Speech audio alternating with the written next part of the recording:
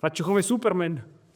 Sì, ho un maglione sotto la felpa, va bene? Volete sapere cosa ho sotto al maglione?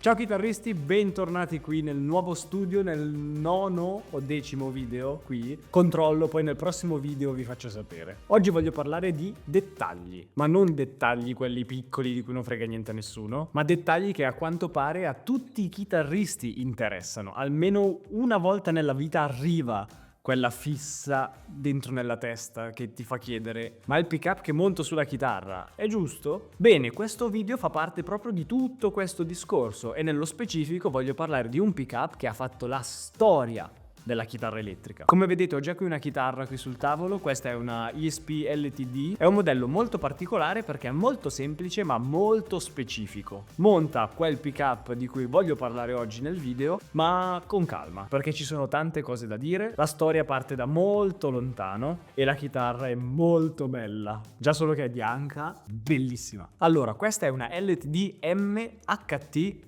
Arctic Metal e cioè nel senso basta il colore e la fattezza per capire di che cosa si sta parlando. Arctic Metal deriva anche dalla sua finitura che è così bianca, bianco artico, è quel bianco ghiaccio, è un bianco freddo, non è un bianco caldo. A volte le chitarre bianche sembrano un po' tutte uguali, ma vi faccio vedere che non è così.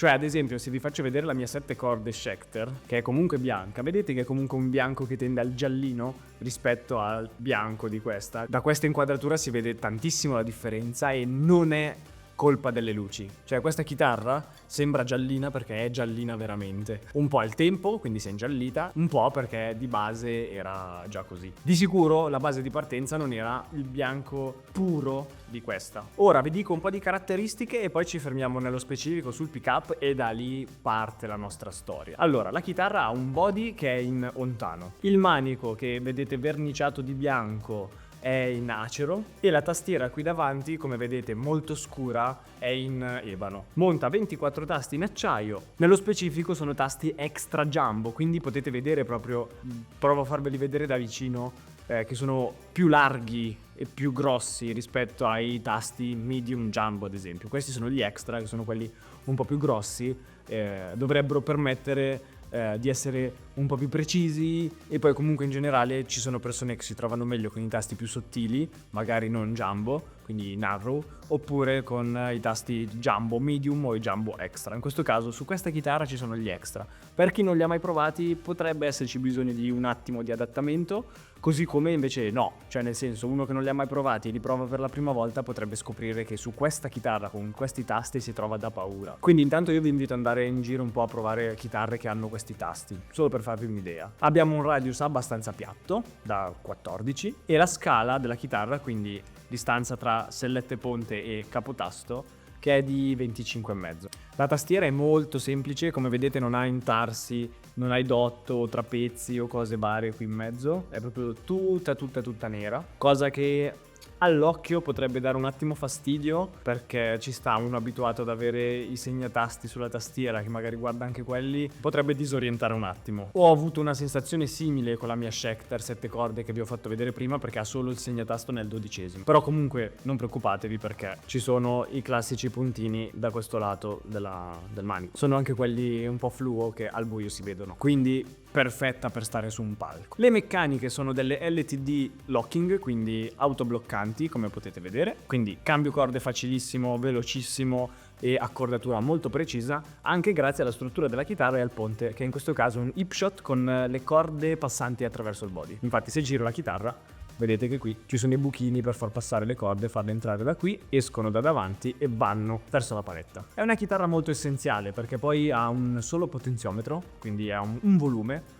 non c'è tono, non c'è il selettore ovviamente, non essendoci un altro pick-up perché c'è solo un pick-up al ponte. Quindi non c'è configurazione, non c'è selettore, non c'è niente di tutto questo. Se vuoi suonare con questa chitarra, suoni con questo pick-up. E qui inizia il nostro viaggio un attimo.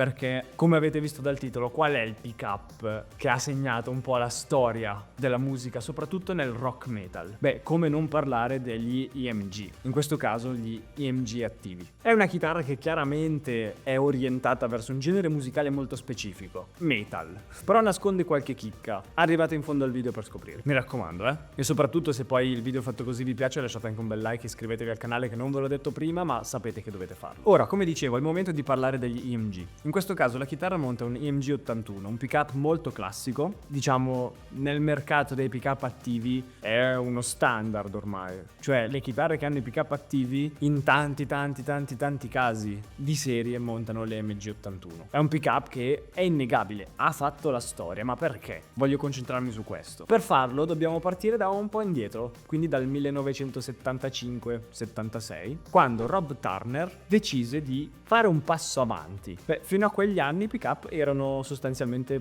passivi, quindi i classici magneti avvolti, single coil e humbucker, che hanno avuto origine un ventennio prima, qualcosa di più, e lì si erano fermati. Guardando come era fatto un pick-up, lui inizialmente era partito con il voler costruire microfoni, ma a detta sua era un mercato un po' troppo costoso come ingresso e come inizio di produzione, e quindi si è spostato poi sui pick-up per chitarra. Alla fine non è che è andato troppo lontano, alla fine un pick-up, tanti pick-up li chiamano microfono, quindi nel senso. Originally, I wanted to do microphones, but the cost of getting into doing microphones were a little much for me. Nella testa di Rob è chiara una cosa da subito: i pick-up passivi sono arrivati, tra virgolette, alla fine, sono pronti per un miglioramento. Secondo lui un pick-up passivo è limitato, nel senso che the pickup itself was ripe for improvement. Passive pickups themselves they're very limited in capabilities. Their resonance curves are sort of predetermined and there isn't a whole lot that you can do with them. And they're noisy. You know, there are a lot of aspects of it that I just really thought, I could do something with. Parole sue. E da lì inizia tutta la storia. Da lì infatti Rob inizia a sperimentare, si mette con il fratello prendendo la loro chitarra, una 335, smontano i pick-up, li riavvolgono in un modo un po' diverso, aggiungono un preamplificatore al suo interno e provano, sperimentano. Fanno quella cosa che oggigiorno viene vista proprio male, la sperimentazione, perché adesso se le cose non sono fatte come negli anni 50-60 la chitarra fa schifo per tanti, o gli amplificatori a valvole, ma vabbè, e si prendono il lusso di sperimentare con queste cose, scoprendo che la chitarra suona un sacco diversa con quel tipo di pick-up montato. First design that I did was we tore apart my brother's guitar. It was a 335, beautiful guitar. And we took the pickups out of it, rewound them, put a preamp on it, put the guitar back together, and it sounded so much different than it did before. Anche se erano i pick-up originali, semplicemente modificati. Quello che gli fa scattare però l'idea di andare avanti con il progetto è che un pick-up diverso all'interno della chitarra effettivamente può cambiare tutto, può cambiare il suono della chitarra, ma cambiando il suono della chitarra cosa cambia? Cambia il feeling che hai con la chitarra, perché con dei suoni diversi reagisci in modo diverso e quindi suoni in modo diverso. Questo è uno dei motivi per cui si cerca di registrare ad esempio in studio con un suono che sia il più fedele possibile a quello che sarà quello originale, proprio per avere quell'intenzione. E se hai un suono con poco gain, bello croccante e devi suonare qualcosa, suonerà in modo diverso rispetto a un suono clean puro, cristallino o un distorto esagerato. Cioè, questa cosa penso sia chiara a tutti. E proprio partendo da questo, Rob si accorge che c'è un sacco di lavoro fattibile in questo senso. Ovviamente quella non era un prototipo, non era una versione, non era niente, ma ha fatto scattare la lampadina. Ma la cosa più bella di tutte è l'approccio. Come sempre le cose belle, le cose che funzionano nascono dalla passione, non ce n'è di storia. Infatti l'idea di Rob era quella di semplicemente giocare con il fratello, sperimentare queste cose e divertirsi facendolo. Lui stesso dice having a good time, avere del bel tempo, del divertimento nel tempo, fare cose che ti fanno stare bene. Making a business of this may be fruitless, but playing around with it and having a good time was really more fun than oh, I need to make a living. Di certo l'idea di partire da quell'idea piccolina e farla diventare un business mondiale magari poteva anche esserci sotto sotto, ma realisticamente parlando prima di fare quei pensieri ci sono altri step da affrontare secondo me. E infatti cosa succede? Costruisce un pick-up con delle caratteristiche ben precise e un giorno come un altro in cui fa dei test e sperimenta, attacca il cavo, accende l'amplificatore e silenzio. Lui stesso pensa che tutto questo non funzioni. Dice è troppo silenzioso, cioè c'è qualche cavo staccato dentro, e allora alza il volume e non cambia niente, silenzio. Poi prende un cacciavite e fa quello che noi facciamo di solito quando vogliamo capire quale pickup stiamo usando perché abbiamo perso il conto delle combinazioni. Prende il cacciavite e fa tuc, e lì ha la folgorazione totale perché il pickup funziona. Built a pickup and I was trying this and trying the thing out, and I turned up the amp and the pickup was sitting on a bench and it didn't make any noise. It was like it wasn't buzzing, it wasn't humming, nothing was happening. I was going, well, it's not working. And I went over and I hit it with a screwdriver and it was just like, whoa, this thing's functioning. And I turned the amp up and it was just like, it's noiseless. It's not, I wonder what this thing sounds like. And then I thought, well, I've actually got a product here. I've got something I can sell. I can introduce to people. It's got benefits. It's got features. It's got, all of these things. Ha un modo di funzionare diverso rispetto ai pick-up che c'erano fino a quel giorno, e ricordiamoci un attimo di che periodo storico stiamo parlando. Non stiamo parlando del 2000, del 2010, stiamo parlando del 1975-76 come anno di partenza e qualche anno dopo per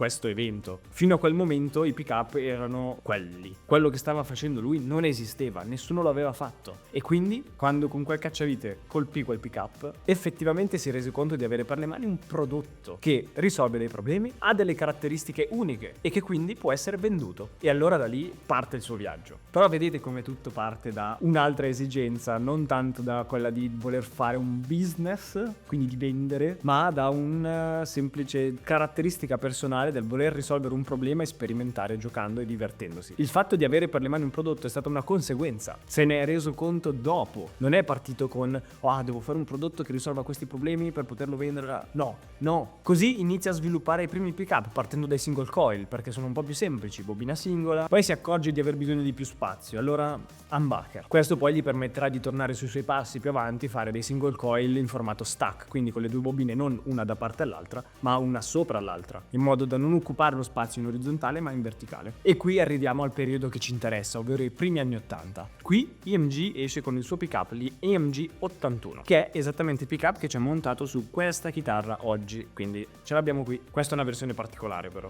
ci arriviamo. È uno dei primi pick-up che Rob produce, insieme al EMG 85 che deriva dal 58. Quindi inizialmente avevamo il pick-up 81 e il 58. L'unica differenza tra i due pick-up era semplicemente il magnete. The 81 is actually from 1981. The 85, it's a pickup that was designed early on. In fact, it sort of dates back to the early Stratocaster pickups. I know it's a dual coil pickup, but the design actually sort of goes back to the early Stratocaster pickups.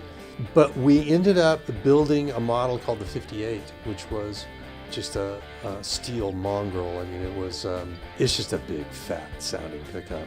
And so the 58 and the 81 were actually the sort of early models.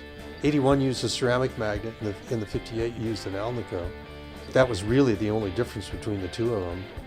But the 85 was like, we needed to get rid of the 58 because you couldn't get the noise out of it. Mentre l'81 aveva un magnete ceramico, il 58 aveva il magnete alnico. C'è una bella differenza. E questa era l'unica differenza tra i due pick-up effettivamente, perché il resto era identico. L'unico problema era togliere il rumore dal 58, non ce la facevano. E allora da lì sono partiti a sviluppare, crescere, migliorare e hanno portato fuori l'85. Mi piace il collegamento tra 58 e 85, che sono lo stesso numero ma ribaltato, particolare. Comunque fa capire il legame tra i due pick-up, semplicemente perché l'81 era un pick-up così perfetto da meritare un pick-up accoppiato altrettanto perfetto. Infatti, anche a detta di Rob, l'85 come pick-up da accoppiare all'81 è semplicemente un match migliore. Negli anni poi la tecnologia va avanti e sviluppano l'EMG 89, il primo pick-up con un switch, quindi splittabile, prodotto da loro. Si parla dell'EMG 89 anche se Rob, tra i suoi primi esperimenti, aveva già pensato a qualcosa di simile. The 89 is the first sort of switchable, although we did make a pickup in the very early days called the DM, which had three coils that sat next to each other, and you would choose between a single or two of them. And the original design for the 89 was the DM. The 89 is nothing more than a redesign of the DM pickup.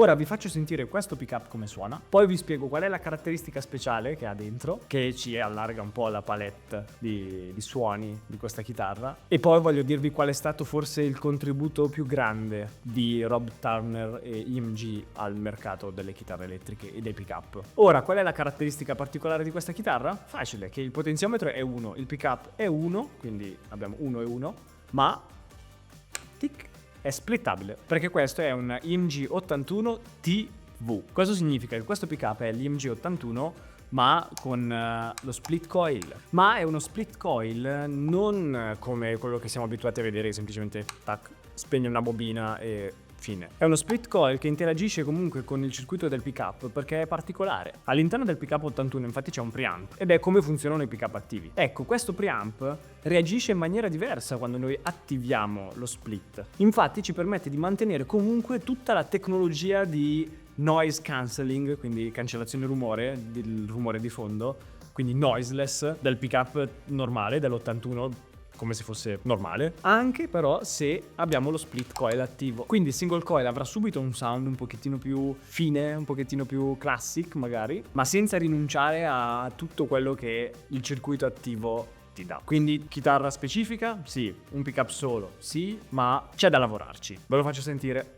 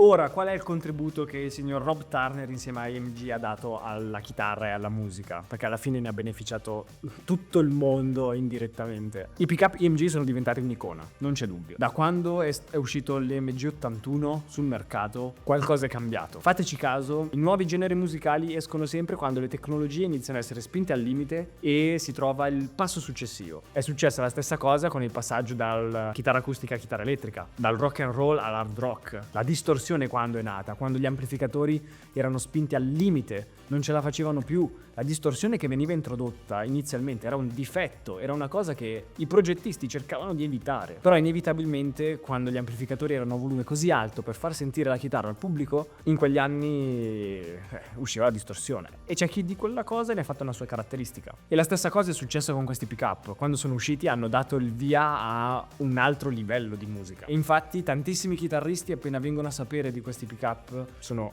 convinti che questo sia il loro suono. Da lì partono, raga, i Metallica, per dirne uno, ne dico solo uno perché sennò sto qui tutto il giorno. Il pick-up esce nell'81, i Metallica nascono nell'83, un paio d'anni dopo. Quindi formandosi trovano magari le chitarre con questi pick-up installati. Negli anni 80, poi soprattutto nell'85-86 mi pare, Kirk Hammett entra in contatto con ESP che produce la sua prima chitarra signature, in cui ci sono, guardate caso, questi pick-up. E quindi il signor Rob Turner indirettamente ha influenzato il sound di band come i Metallica. Il sound di Master of Puppets arriva anche da questi pick-up. Se il signor Rob Turner non si fosse messo a giocare con il fratello in garage cercando di modificare una chitarra e tirando fuori qualcosa di meglio perché sentiva che era il momento di spingere, cosa sarebbe successo? Come sarebbe stato Master of Puppets suonato in un altro modo, con un altro sound? Perché poi sapete, una cosa condiziona l'altra, come dicevo prima, un pick-up diverso ti fa suonare in modo diverso perché cambia il suono, cambia il feel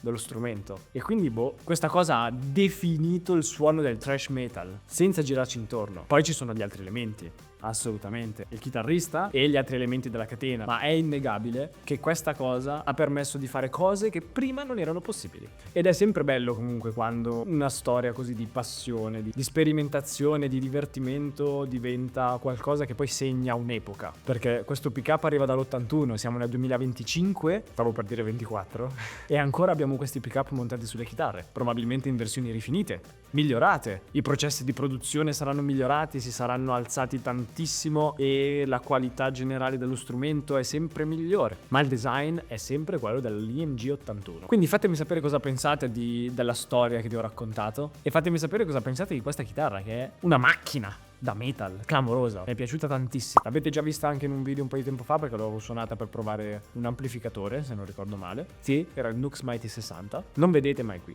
E se il video vi è piaciuto mi raccomando un bel like, iscrivetevi al canale perché il vostro supporto aiuta tantissimo il progetto ad andare avanti. E con questa chitarra abbiamo avuto anche la dimostrazione che forse tornare un po' al grezzo, alle radici, all'essenziale con questa configurazione ponte fisso, un pick up solo e un volume può darci un po' di pepe, qualcosa di diverso. Poi non è per tutti, ma io devo dire che mi sono trovato molto bene. Di chitarristi che usano un pick up solo comunque ce ne sono tanti. Il più grande che mi viene in mente è Malcolm Young, che ha tolto gli altri pick up dalla sua Gretsch, ha lasciato solo quello al ponte e ha dato via un sound iconico raga, cioè gli AC/DC iconico.